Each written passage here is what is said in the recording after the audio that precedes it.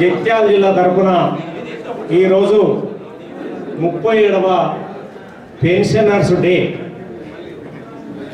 దేశవ్యాప్తంగా కేంద్ర ప్రభుత్వ ఉద్యోగులు కానీ రాష్ట్ర ప్రభుత్వ ఉద్యోగులు కానీ ఈరోజు పెన్షనర్స్ డే దేశవ్యాప్తంగా జరుపుకుంటున్నారు.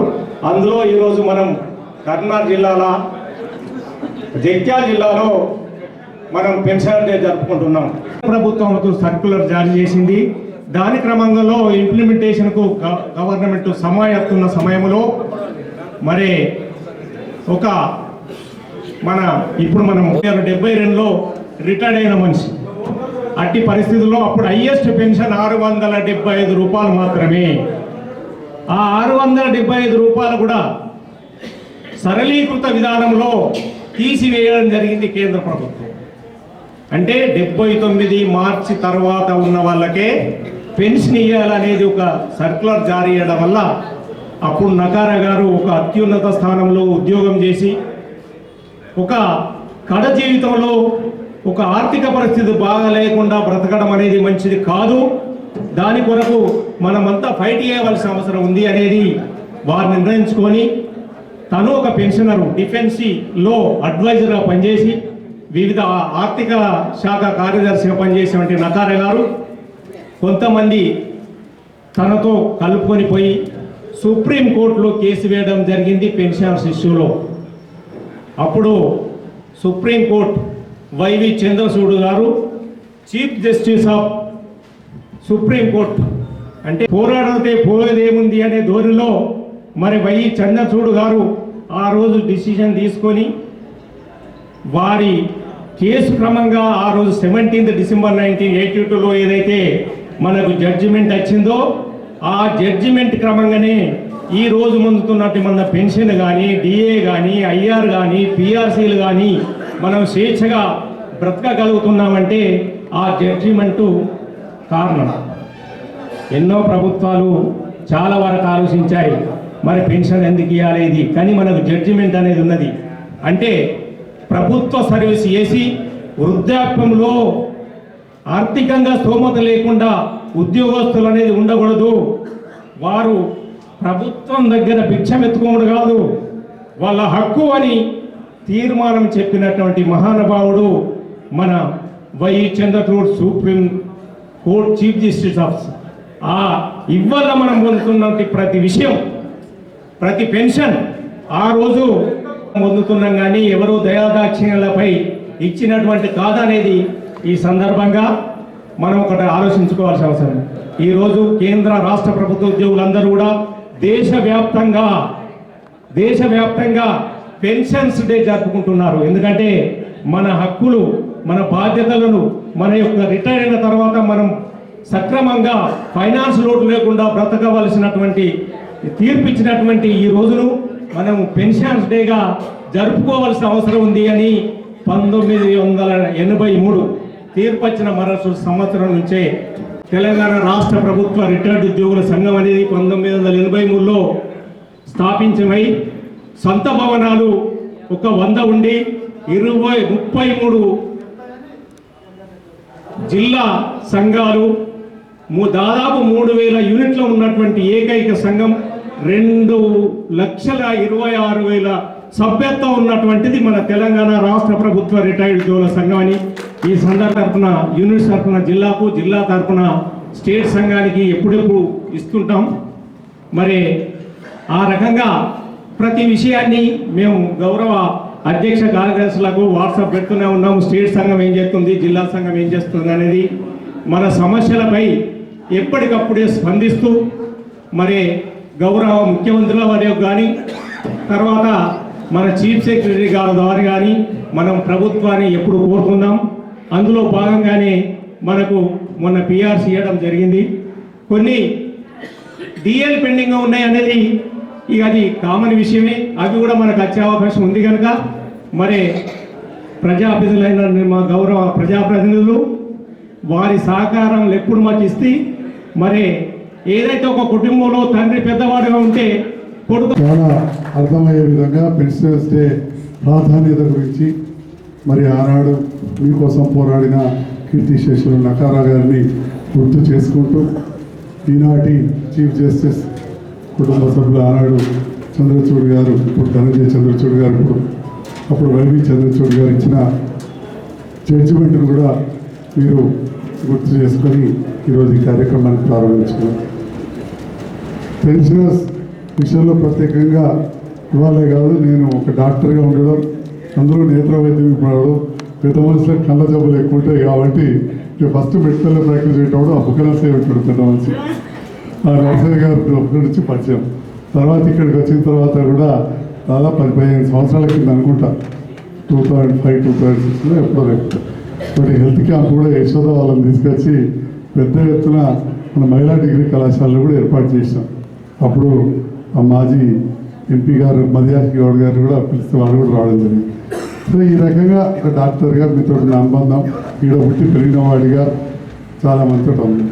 మరి గత 10 సంవత్సరాల నుంచి ఒక అధికార పార్టీలో ఉండడం, ఓడిపోయినా కానీ మీరు చాలాసార్లు నన్ను ఆహ్వానించారు, కార్యక్రమాలకు వచ్చినాం. పోయిన 5 సంవత్సరాలు శాసనసభ్యునిగా రావడం జరిగింది. వచ్చిన సందర్భంలో మరి చాలాసార్లు ఇంతకుముందు గంగరాజన్ గారు వారి మాటల్లో చెప్పినట్టు భారతదేశంలో అత్యంత పెన్షన్ ఎవరు పొందుతున్నారా అంటే తెలంగాణ పెన్షనర్స్ అనే విషయాన్ని కూడా వారి మాటల్లో చెప్తూ, కానీ చాలాసార్లు మళ్ళీ కామాలు పెడతా ఉంటారు, ఇది కావాలి అది కావాలి. అవి సహజం.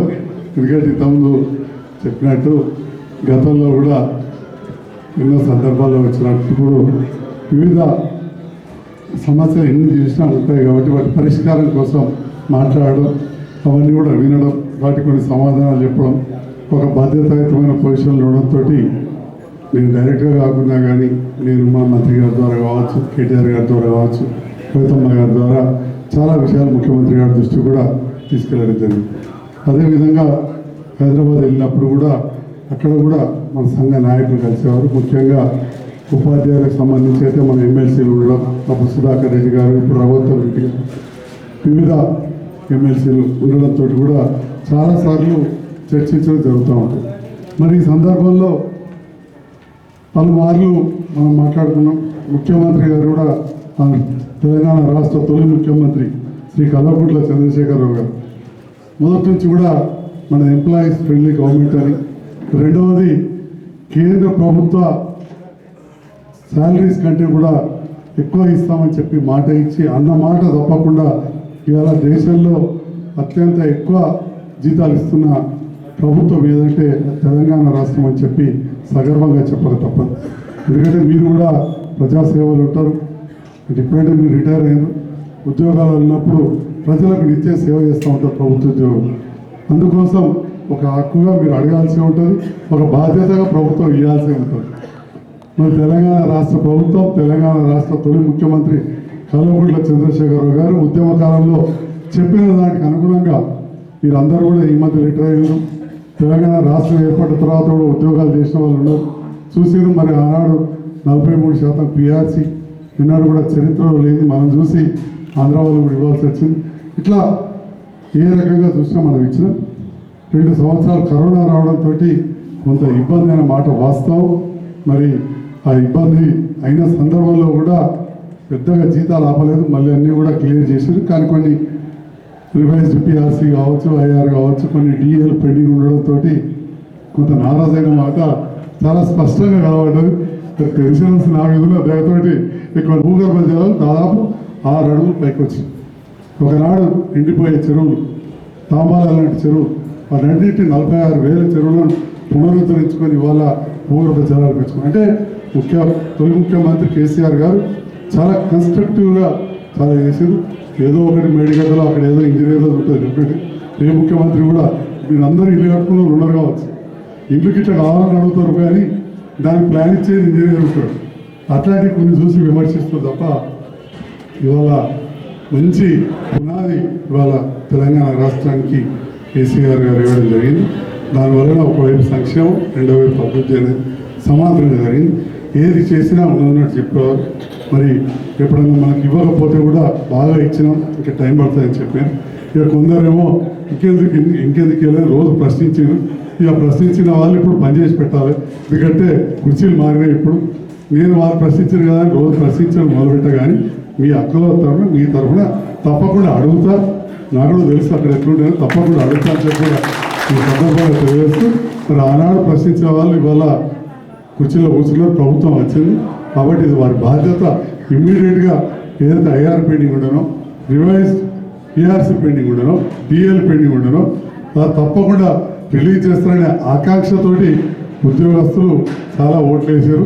తొందరగా అది రిలీజ్ చేయాలని చెప్పి కూడా నేను ఈ సందర్భంలో మీరు పదవి విరమణ పొందిన ఉద్యోగ విషయాలు కాంట్రిబ్యూటరీ పెన్షన్ స్కీమ్ విషయంలో కూడా ముఖ్యమంత్రి గారు సమీక్షిస్తామని చెప్పింది తప్ప ఆ మేనిఫెస్టోలో పూర్తి స్థాయి చెప్పలేదు. ఎందుకంటే అది ఎంత జటిలమైనదో ఆనాడు మాకు టికెట్ ఇచ్చినారు కూడా చెప్పారు. ఇది కేంద్రం రాష్ట్రానికి ముడిపడి ఉన్న సమస్య. ఆ పిఎఫ్లు, ఆ డబ్బులు కట్ అయినాయి, ఆ 10% ఏదో కట్ అయింది కదా ఇంతవరకు కాంట్రిబ్యూటరీ. అసలు అది ఎక్కడ ఉన్నది, ఏడు ఇన్వెస్ట్మెంట్ చేసినారు కేంద్ర ప్రభుత్వం మీ డబ్బులను ఏదైతే కట్ చేసిందో, అంటే ఇప్పుడు మీ జూనియర్స్ ఎవరైతే ఉన్నారో ఎక్కడ ఇన్వెస్ట్ చేసిందో కూడా తెలియని పరిస్థితి. మ్యూచువల్ ఫండ్స్ అంటారు, ఇంకేదో అంటారు, వాటి అమౌంట్ ఎంత ఉంది అనేది కూడా తెలియని పరిస్థితి ఉన్నది. మరి ఇది ఇంప్లిమెంట్ చేసింది కూడా ఆనాడు 79 కేంద్ర ప్రభుత్వం అయితే 2004 కంటే ముందు ఆనాడు ఎన్డీఏ ప్రభుత్వం ప్రపోజ్ చేస్తే యూపీఏ సోనియా గాంధీ నేతృత్వంలో యూపీఏ చైర్మన్గా వాళ్ళు ఇంప్లిమెంట్ చేసిన వారు. మరి ఇప్పుడు తెలంగాణ రాష్ట్రంలో ఆ సోనియమ్మ ఆశీస్సులతోటి మరి వాళ్ళందరూ కూర్చున్నారు. తప్పకుండా మీ అన్నీ కూడా సాల్వ్ చేస్తానని చెప్పి ఆకాంక్షిస్తూ నేను కూడా మీ పక్షాన ఖచ్చితంగా అడుగుతానని చెప్పి కూడా తెలియజేస్తూ ఈనాడు చాలా మంచి మీకు ఒక పవిత్రమైన దినం అనుకోవచ్చు. ఎందుకంటే మీ జీవితాలలో వెలుగు నింపిన దినం, నకారా గారి పుట్టినరోజు. మీరు పెన్షనర్స్ డే జరుపుకుంటా ఉన్నారు. ఇదే రోజు రిటైర్ అయిన పెన్షనర్స్ 70 సంవత్సరాలు పూర్తయిన సీనియర్ సిటిజన్స్కు సన్మాన కార్యక్రమం ఏర్పాటు చేశారు.